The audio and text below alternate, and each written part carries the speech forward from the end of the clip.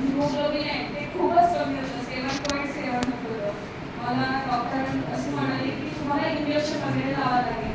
पण मला काही तेवढे इंजेक्शन वगैरे म्हणजे केमिकल किंवा ॲलोपॅथीवर माझा विश्वासच नव्हता पहिल्यापासून. मला आवडते फक्त आयुर्वेदिक. तर मी मग धन्वंतरीचं लोहरीच घेतलं आणि इम्युनिटी डिटॉक्सिफ करून हे तर मी रोजच घेते.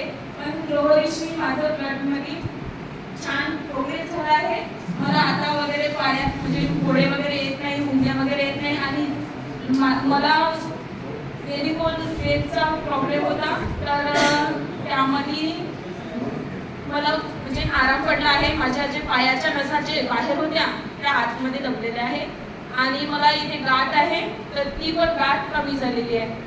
आणि हे मी तर वापरलंच आहे. मी सर्वांना आग्रहाची विनंती करते की तुम्ही पण वापरा आणि स्वतः रिझल्ट तुम्ही पण घ्या.